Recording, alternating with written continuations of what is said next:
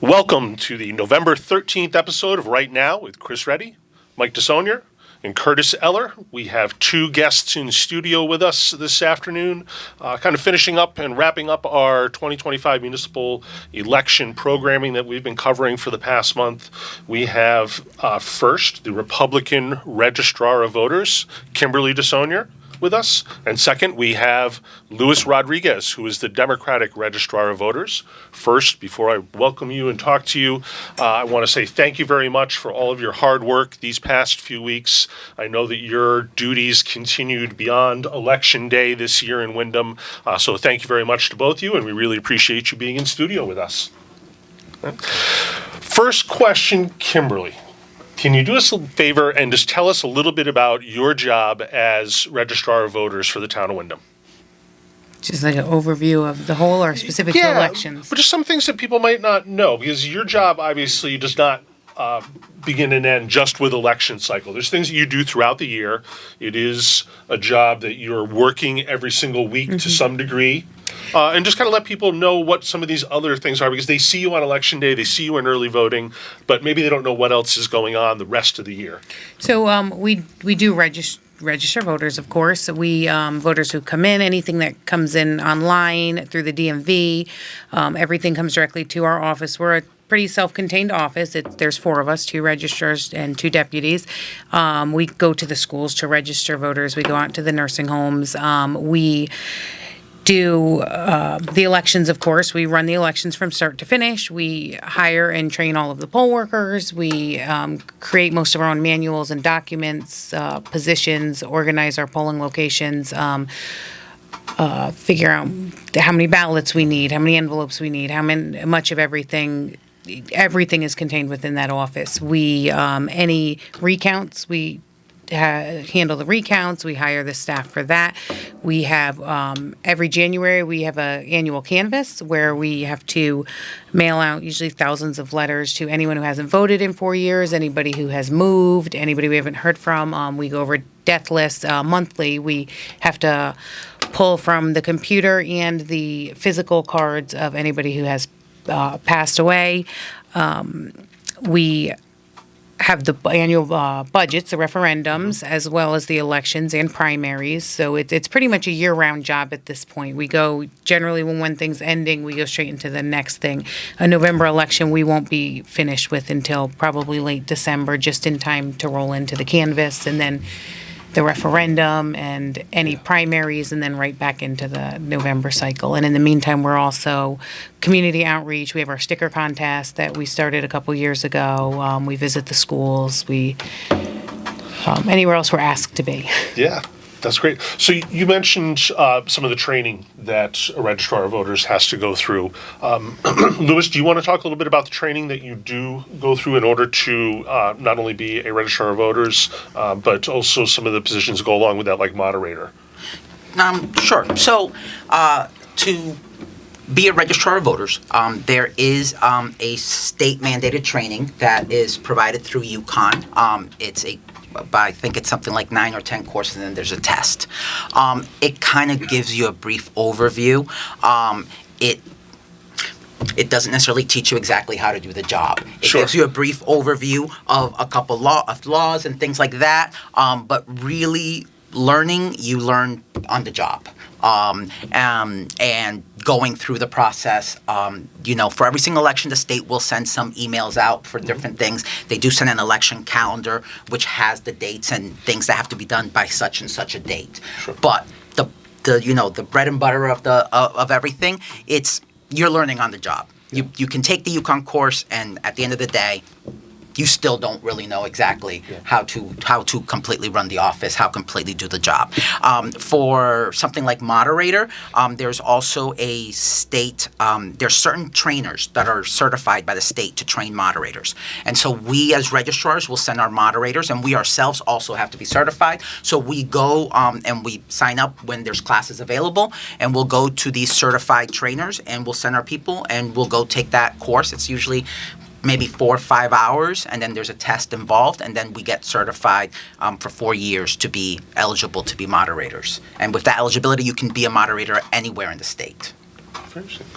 So With other trades, whether you're an electrician, you're a plumber or anything, there's always continuing education. Do you guys, as registrars, do you have anything that you or anything that you're a part of where you continue your education and, update you with newer laws, newer ordinances, things like this? Is there anything that you guys belong to or have to go to that's required or anything like that you do? There are certain hours you're supposed to have in education every year. That consists generally of a conference twice a year. The conference tends to be people sign up to teach classes, so it's not really coming from the state. The Secretary of State will come and speak. She doesn't teach. She gives a speech. Sometimes there will be a guest. The ADA has come and just giving guidelines for ADA. As far as new laws and stuff, those are generally sent via email. They're not really. The continuing education isn't, I don't think, what it is in other fields. It's a conference put on by ROVAC, which is Register of Voters Association of Connecticut, Right. Not through the state necessarily. The moderator hours, I believe, count as training, but it's once every 4 years. The classes that Louis talked about, the one time you take them, I'm assuming it would have gone on there as education, but it's more, like he said, that's more about acts and ordinances acts and like the Voter Registration Act and things like that than any on-the-job things. It's more of a history almost. So basically, from what I'm hearing, is the state sets up basically guardrails, and you have to stay within them parameters, and there's not much direction given, except for this is the rules, this is your limit, this is what you do type of thing. Sort of. Sometimes they'll put out better guidelines, but generally those will come out halfway through early voting. They might send out hey, we've got some complaints, so guys do this. Honestly, since early voting started, every time they have sent out an email with those guidelines, it was something we already had in place on our own.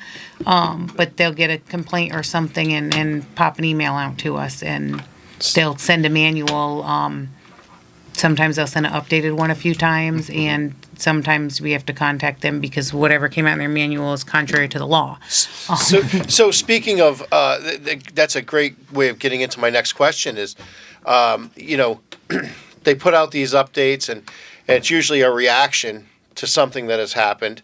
I know this year there was a lot of question on budgeting because your office put a budget in, and it's general knowledge. It's open to the public to see, and then the budget had to be changed because you guys couldn't meet what you said in the budget. But then it was explained that, well, the second early voting location came in after the budget season was already over. You'd already done it, and nobody knew. So, including the registrars, nobody knew. It came out late. How did that second voting location affect the budget? And also, was it worth, or in your estimation, did we get a big voter turnout at the second location? And was this something that was worth doing? So, like you explained at the beginning, when we created our budget, the second early voting location was not. There was nothing, telling us that was in the works, that was going to happen by the time the budgets were done. So we budgeted for one early voting location. And then when around July, when that bill was passed, the omnibus bill, which had, a few paragraphs creating this second voting location for, I want to say, 5 towns in the state, including here in Wyndham. That's when all of a sudden we had to be like, okay, now we've got to get working. So, things that affected us where we had to buy supplies to have a second voting location, So there were supplies we had to buy. We had to think about the process.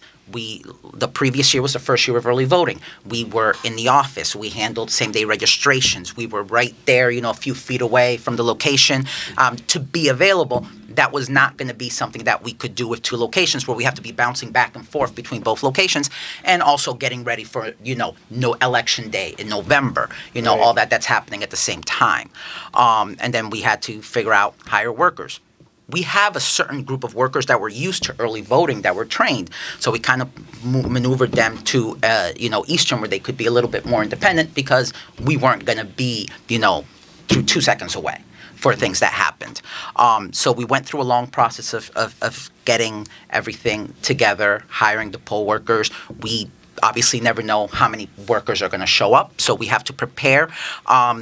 We have to prepare that they're going to be busy. And we have to make sure that we have enough workers to be able to make sure that the process is secure and that people's votes are secure, and that there's no, chance of someone being able to do anything, that there's enough checks and balances, like there should be for all elections. Because for early voting, the thing is, they kind of give you a basic guideline, and then you kind of have to decide how to do that. Right. Because in November, and for election day, there's very clear sets. You have to have a moderator. You have to have 2 assistant registrars. They have to be of opposite parties. You have to have, all these different checks and balances. They are very clear. The person handing out the ballots cannot be the same person checking someone in. Mm-hmm. All those things are clear. Early voting, that doesn't exist. Yep. So then we have to decide, how to set it up so that we're feeling safe and secure with the processes we have in place. Mm-hmm. And that costs money, hire enough people.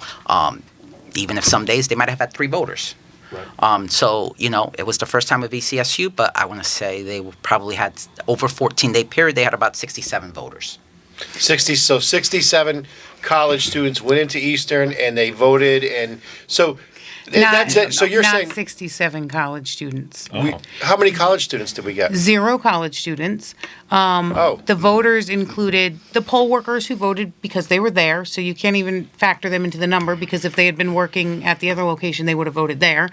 Right. There were a few family members of poll workers that voted there because they could say hi to their family member while they were there. They knew their family member was working there, so you can subtract them. There were a few voters that, in my personal opinion, voted there to make a point that, hey, look, it's here and it'll work, and I'll boost the numbers up a little bit.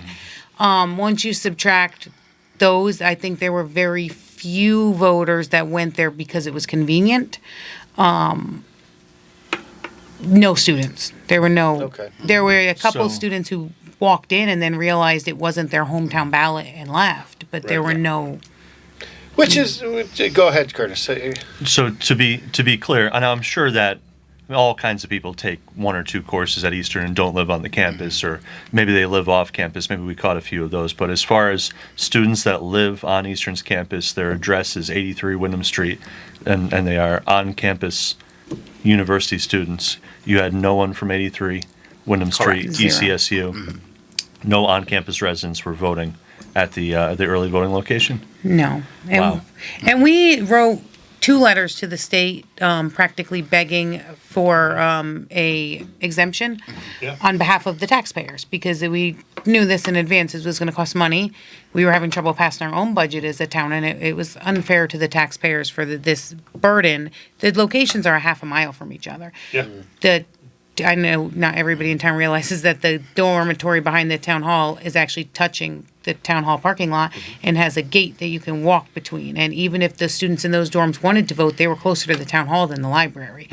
But also important to know, and we tried to explain this, is that college students, even during a presidential, which you're going to get your biggest supply of college students during a presidential, we had less than 300 voters from the campus.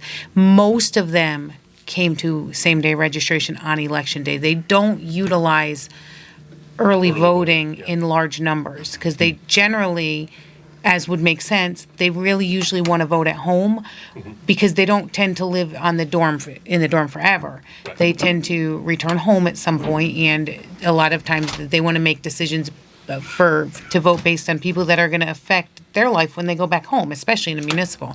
So a lot of them, the reason that they would vote here in a presidential, maybe in a gubernatorial, they, last minute, when they didn't make it home or they forgot to get an absentee ballot, they at least want to get the president or the governor or whatever, so they'll come to same-day registration. And then generally, very shortly after, a lot of times they'll put their registration back into their hometown. It's a way to just, if they got too busy, they can go ahead and vote for the president or a large office that affects everybody. But we don't see them or didn't last year was our first year, but we did not see large numbers of them at early voting. They tend to show up on election day. So, wow, so we, as a taxpayer, I really appreciate you guys trying to, save that money, because we did have I'm a taxpayer, I'm on the town council. We had a hard time with budgeting. That's no secret. And so this was big. As far as another location, all this stuff. Do we have an about figure of how much that's new? The second early voting location at Eastern's campus, in addition to the one we already have, is going to be costing the town? I want to say that this one was probably between 25 and 30,000 between payroll, moving expenses, and then having to buy extra equipment to have things up there because early voting ends Sunday evening. Then we have to reconcile books and everything. It's a late night for us. First thing Monday morning, we have to get all the equipment, have everything ready to go to our main locations for Tuesday. So switching over equipment late Sunday night doesn't work. So we had to have different equipment in these locations. We had to double the equipment. You need security now. You need bags that seal and things because you're transferring ballots back and forth now 28 times, morning and night for early voting. And there's those costs, the moving expenses, because you have to have a truck, and the cost of the payroll and feeding the poll workers. Can I just add this one thing? I just want to be really clear because this has been misunderstood. This isn't about voter access. We go out of our way for voters. We go to personal homes. We've been back and forth to nursing homes. We've been to hospitals in different towns, hospitals on election day, personal homes the day before. We fit it in, regardless of party or anything else. We go out of our way to make sure everybody can vote. We're all about voter access. Those locations are a half a mile away. There's even the people right next to Eastern, they're the closest people in town to the original location. I mean, from the Wyndhams, people are driving all the way out. So it's not about cutting off voter access. We want voter access as much as or more than anybody else, So this is just about logistics. And you recognized this last year because in the 2024 election, they tried to put a early voting center in Wyndham, and it was eventually turned down and denied. Now we have this unfunded mandate from the state this year that is saying that you have to have it because you have a university campus with more than 1,000 students within your town limits. Yes. So, do you think this is right now the most challenging thing that you're facing in trying to fulfill your roles as a registrar of voters to meet some of these things with obviously budgetary restrictions and close watch on budgets that are being spent on this, and then having to be forced into a second voting center that clearly doesn't have as much benefit in that location as a second voting center might be in one of the Wyndhams? So just one of the things I would add, with this extra voting location came a lot of extra time and work. I think we tabulated, we spent 40 days without a day off. Part of that time, I was working another job. I had to take 3 weeks off my job, during early voting and election day to be able to, fulfill this job. That's something brand new with early voting that started last year. And then when you add a second location, and all of a sudden we've got to go through all these, we've got to create manuals, we've got to create training, we've got to set up procedures in place in a very short time. We did not have that much time to be like, okay, go. And, it was a lot of long days, every single day, going from one job, going in, and staying there, Kimberly and myself staying there till late. So it was one of the biggest challenges we had. I think it was time. We have lives, and we kind of had to put a lot of that on hold for this job. There's actually a lot of registrars around the state that say they're retiring, they're leaving, because this early voting has changed this job. And now this doubles our work and doubles our effort because, we're responsible for it, so we have to make sure we do it right. Yeah. And that would probably be the biggest cost is just time. Yeah. And then, budget and all that, but time. Yeah, and you brought up a good point there, Louis, that this is not something that just Wyndham is feeling. This is smaller towns across Connecticut are struggling with the ability to manage elections the way that the state of Connecticut wants them managed, and have just even the staffing to be able to handle this. The one thing I will say, just on Wyndham's behalf, aside from salary, other than that, as far as what the registrars in some other towns go through, our ability to manage our budget and provide the things that we need, we're pretty lucky with that. We are, because we are able to hire the staff. We are able to provide this. It does come at a cost to the taxpayers, though. So that is a burden to the taxpayers 100%, and it shouldn't be happening. But as far as like the close monitoring, the ability, I will give Wyndham that we do have a much easier time when it comes to, like, it's not fair to the taxpayers, and it's not fair that we have to have the second location, but our ability to acquire the things that we need, we do have an easier time with that than some other towns. So there's a lot of things that are difficult. There's a lot of politics within the town hall that are very hard and make it very difficult to do our job. Sure. Some things that went on during early voting and things we have to deal with, but there are also some aspects that we are lucky in Wyndham that we're able to acquire the things that we need, even if it does come at a cost to the taxpayers. All right. One last question here before we end our first segment on right now. We had new tabulators come in this year. Yeah. We have a couple of minutes left. What is your general experience with these new tabulator machines? They're horrendous. Really? They're horrendous, and the company, we haven't had great luck with the company at all with certain things. The representative that they sent us on election day was, I don't even know if I can find a word. She was horrid. I probably can't find a polite word on here, but it was really, really, really bad. What did you see with these new voting machines, these new tabulators, that's different, that's worse, that makes your job harder than the old machines we've used in previous years? Yeah.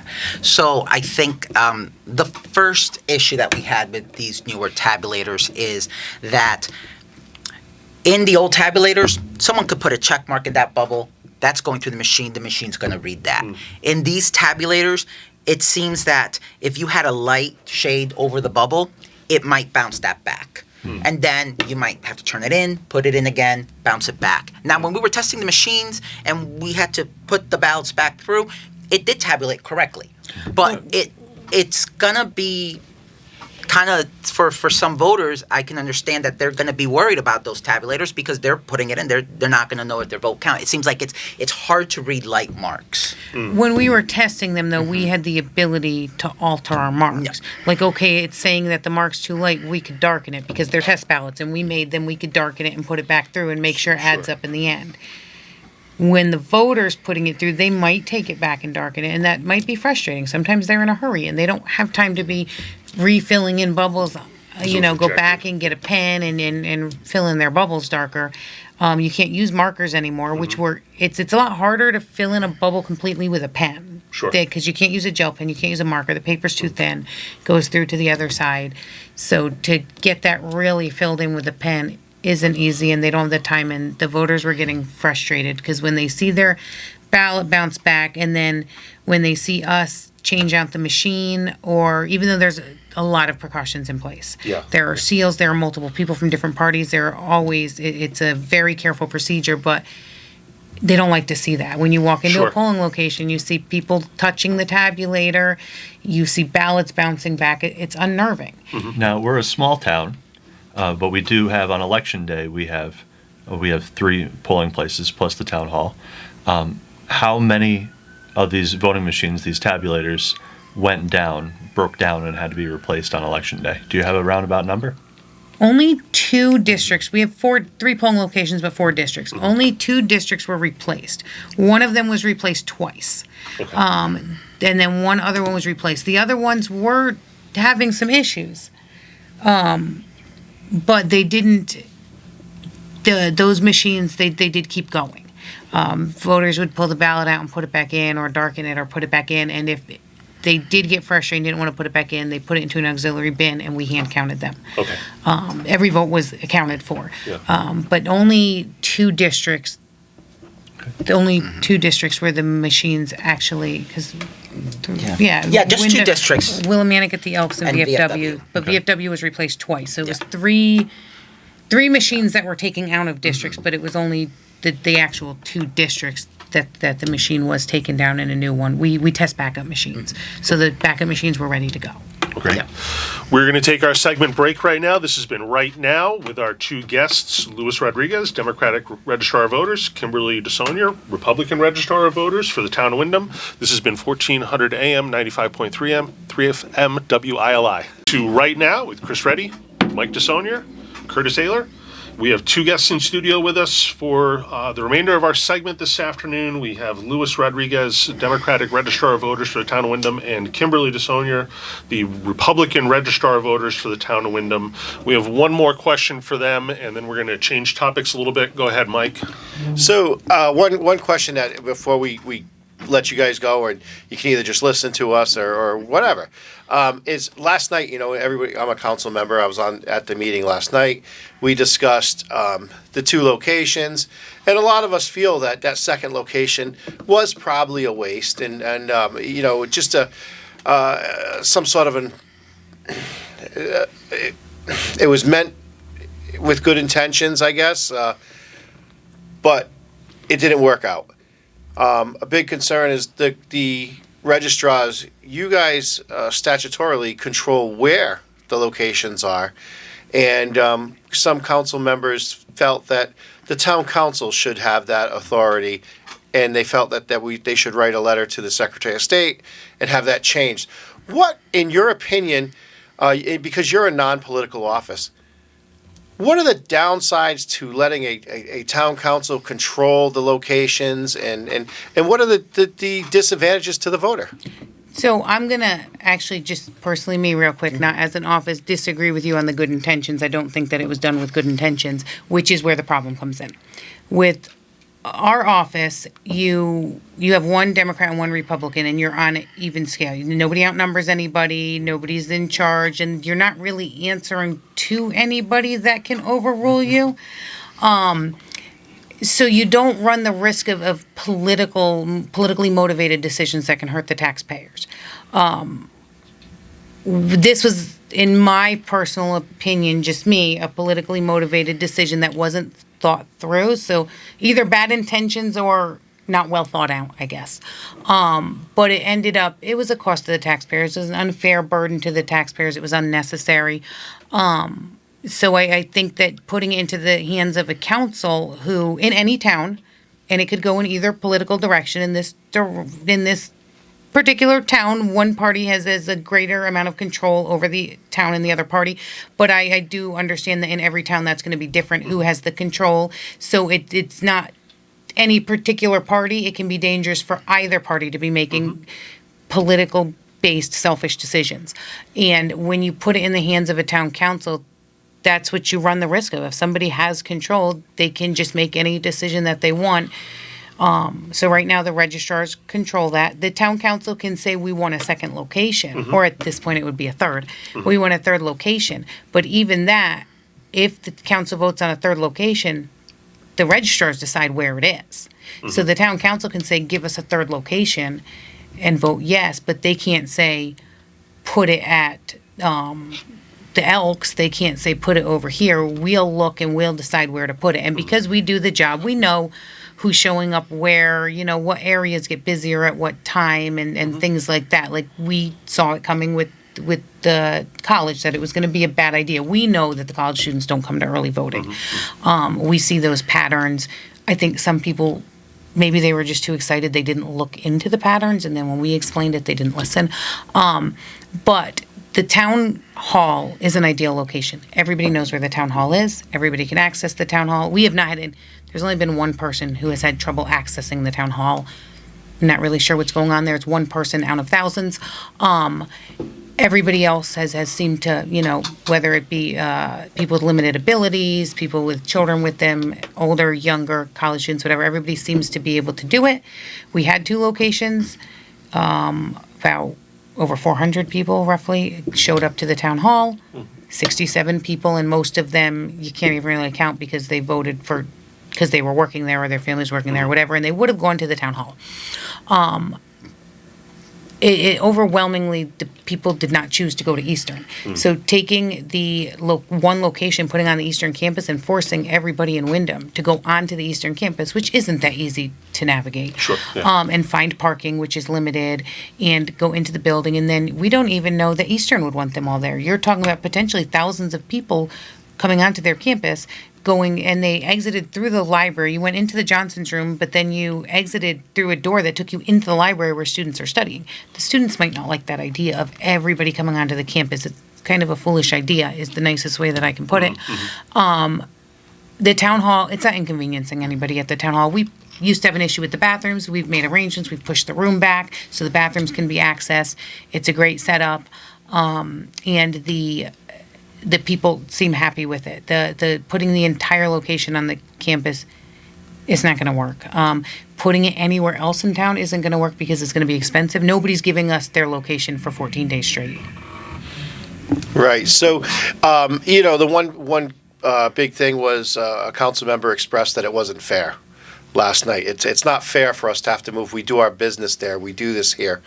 And I'll tell you, as a council member, I'm returning for my second time here now, I've got to say that when we don't have a meeting at the town hall, we have it at the new senior center. We get to monitor that new roof leak in that brand new building. But it's just a change. All we do, we carry our stuff. Some council members don't even bring stuff with them. So we've got a laptop to carry. You guys, when you change a location, is there anything secure that you need, or do you need access to files? What do you need in early voting that makes it harder for you to transport away from that town hall? So one of the main things that we need by statute is we need access to the CVRS system, the Connecticut Voter Registration System, because any early voting location has to have same-day registration. So people should be able to come in as long as they can prove that they, as long as you're not registered in town and they can prove that they live in town, they can register to vote and then vote right then and there. So we need to have the access to laptops that have access to the system. That is something that has to be set up. The process to set it up at Eastern, I want to say, once the law was passed, that ball got rolling, finding a location, finding an adequate location. Then once we had an adequate location, we had to have Eastern and the state kind of talk together and set up access to the CVRS system. That was probably finalized about a week before early voting started. So it's not a quick thing. They had time, they had troubles. We were in the email chains looking. So that's one very important thing that has to be in any single location. We have to have that access to that secure state system, because it's not just, plug a computer, go to a website, and you can just log in. There is secure hardline access that has to be established. And Equipment. But Yeah. in these secondary locations, though, you don't have secure facilities. So, like you said, there's 28 transports of secured bags, but back and forth to locations, adding on to the time that you're already spending in these early voting centers, sometimes 12 hours for a couple of the days of early voting. Well, our short days were about 12 hours because for us, you have to remember, we have to prepare when you're transporting stuff back, there's documentation, there's sign-offs, you have to write down seal numbers because people are transporting ballots. Right. Anytime there's just chain of custody issue and everything, so the paperwork, and now you're going to 2 locations, which means the first location has to be in there even earlier. So we have to be in there even earlier because we're switching out paperwork every day, new supplies, new daily forms. So we were getting in there sometimes 6, 7 a.m. to make sure everything's good, and we were there till late at night. We have to reconcile the books. So 12 hours were short days for us. A lot of them 16 hours, a lot of physical work, and then election day we were about 22 hours. Our recanvass we were over 18 hours. So it's to 12 hours are our shorter days. But one other thing, not just the equipment itself, is physically us.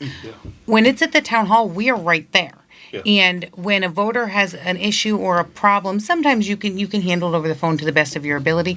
Our ability to come upstairs right there and be there in front of the voters and help them, assist them. If we see somebody struggling, we can come out and say, just sit right there. We'll bring a ballot to you. We'll help you out. And that did happen a number of times during this early voting, that by the time somebody figures out where they're going, no matter what location, you might have a handicap, be an elderly person, some kind of an issue where it was a lot to make it that far. And even with an elevator or something, they would sit down to take a break. And we were right there to be like, you know what, if you want, you stay right there. We'll go get the ballot and bring it to you. You don't even have to move. And we were able to assist people. When you're in multiple locations, that limits our ability to help people. And we have poll workers, but sometimes when somebody sees the registrars, they just feel better. If they have a question and we're in front of them instead of over the phone, they feel better about the whole thing. And that goes a long way. I mean, Yes. especially for voter confidence and seeing that you are doing everything you can to help them access the voting rights that they have. And then just something really quick, because I wasn't present, at last night's town council meeting. So I can understand that it can be a little bit of an inconvenience to change things around because we're taking over, that room for 2.5 weeks. But it's 2.5 weeks. On the grand scheme of things in the year, it's not that long. And we did have 2 locations offered to voters. They overwhelmingly chose one. And everyone knows where this location is. And I think that early voting should be in a location where it's a central location for voters. And also, just another thing to throw out, currently the way the law is written, the eastern location is written as an additional early voting location. So the law is clear that it's an additional location, meaning that is just an additional location. There is another location besides that one, and there would have to be another location besides that one. Gotcha. Also, I wanted to point out just the town hall belongs to the people, to the residents. The town hall belongs to the residents. It doesn't belong to the council. That room doesn't belong to the council. It's not their room, and I don't think it's their call. So we're an elected office, just like the town council is an elected office.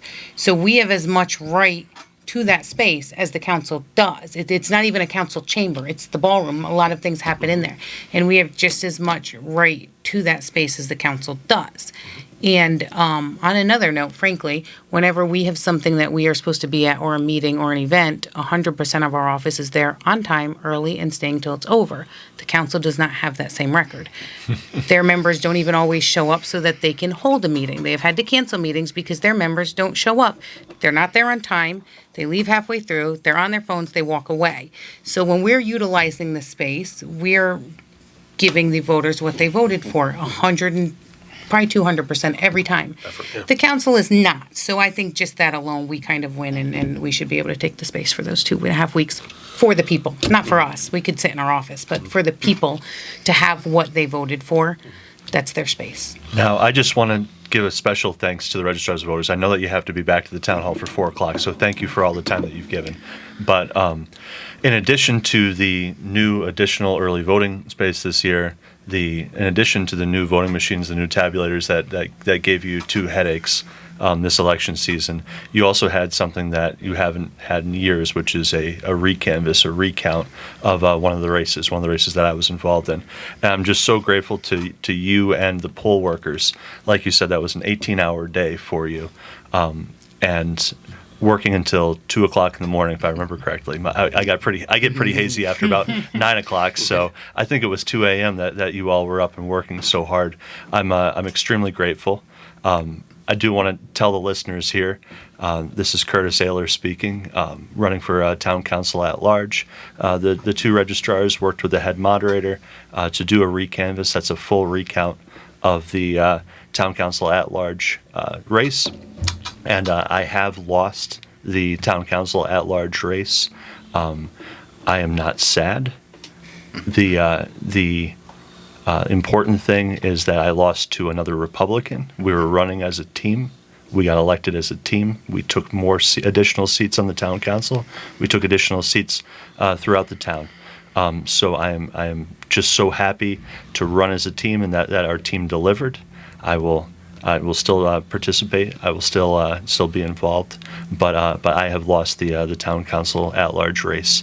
Now, I'm very grateful that the registrars and the head moderator went through the recanvass process that the state mandated. We learned a lot about our election by doing the recanvass.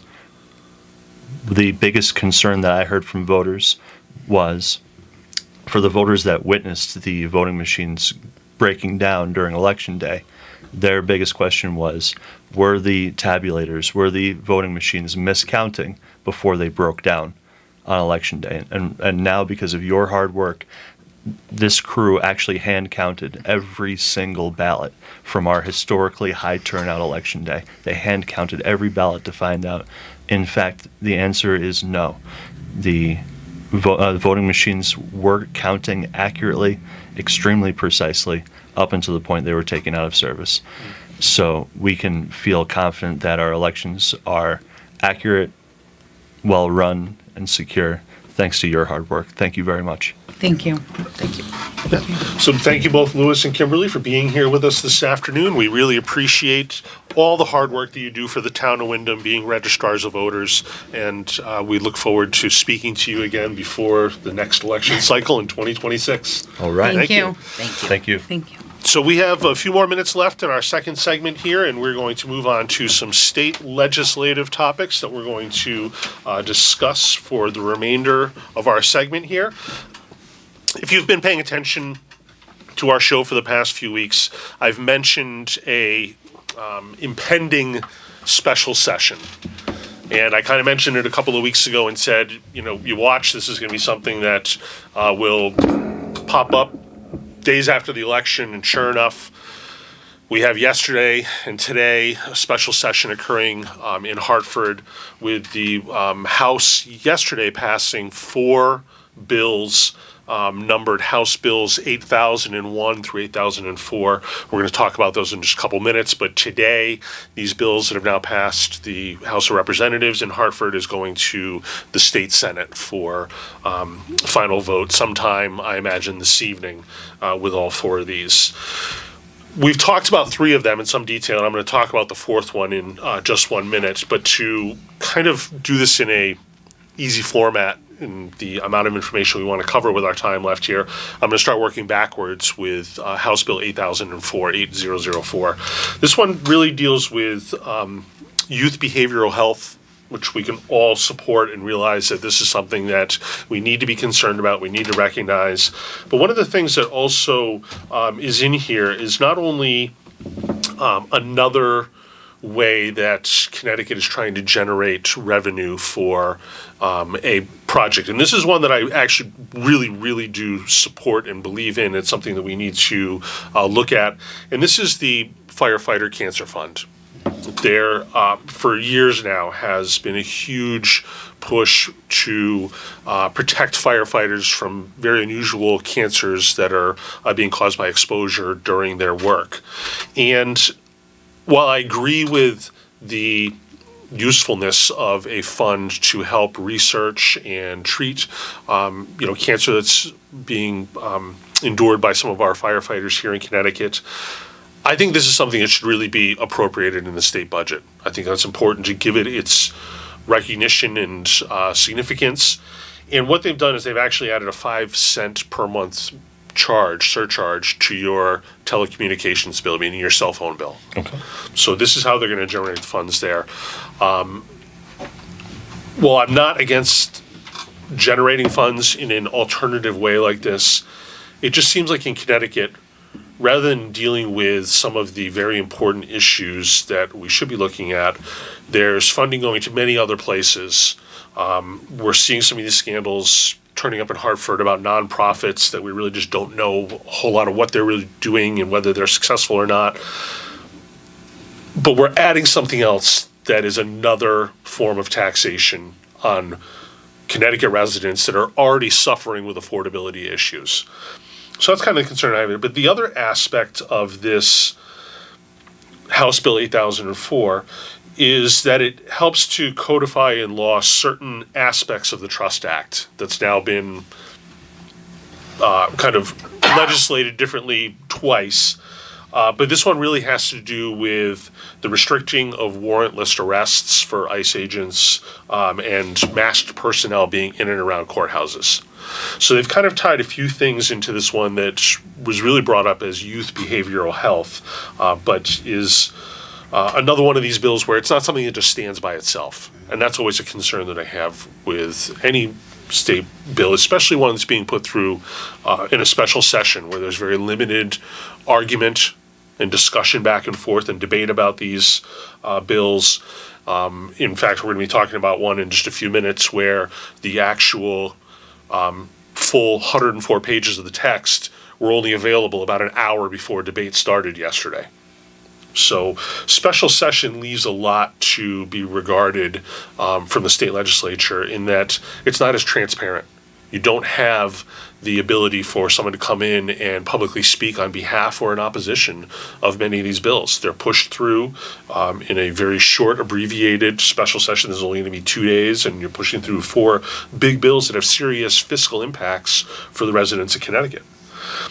If we take a step back to House Bill 8003, this is one that I mentioned a couple weeks ago that really is trying to cover up for any type of federal lack of funding for certain programs like SNAP, WIC, the low-income heating energy assistance programs that are all federal contributions. And again, when we're looking at the government shutdown coming to an end, is there really a need to have emergency funding put forth now when we're just 83 days away from the next legislative session in February? Do we really have this absolute need to take care of this right now? There are concerns that benefits are going to be cut off to certain people because of federal cuts. That's fine. We can look at that and we can discuss those things in the legislature. But this is basically a $500 million response fund to these potential cuts. And like I said, with the impending government shutdown ending, are we really benefiting by having this reserve put aside right now? It's something that we're discussing in special session. The 2 big ones that we've discussed now for on and off a couple of times in episodes. This one I'm going to start to get you involved in here because it does specifically address particularly the town of Wyndham. 8002, and this is a reincarnation of House Bill 5002 that's known as the housing bill. So 8002 is now the reincarnation of what was passed in the legislature back in June, vetoed in July by Governor Lamont. And this is the one that I just mentioned, 104 pages, was dropped an hour before debate started yesterday. This revised version of this comprehensive bill kept many aspects of what we've talked about before in this show the same. And what I really see it doing is taking away some of that home rule aspect of Connecticut's Constitution that provides some autonomy to small towns and municipalities to govern themselves locally. It is granted from the state this kind of authority to conduct it like this, but again, without.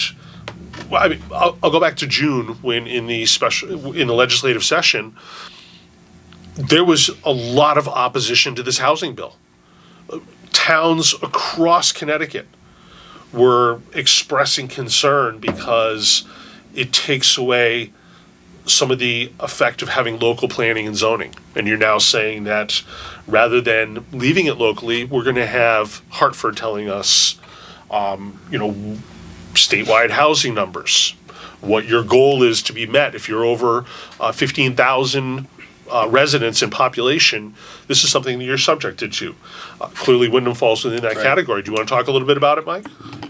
Well, I think we need to stick with the hometown rule on a lot of this because It changes the lives of a lot of people. It's going to change your tax burden. It's going to change just the way of life all the way around. So for somebody to make legislation outside of Wyndham Willimantic, it just seems like, I don't know how to put it. It's just not right. I mean, we've got zoning boards set up, planning, zoning, and all that, and these are the people.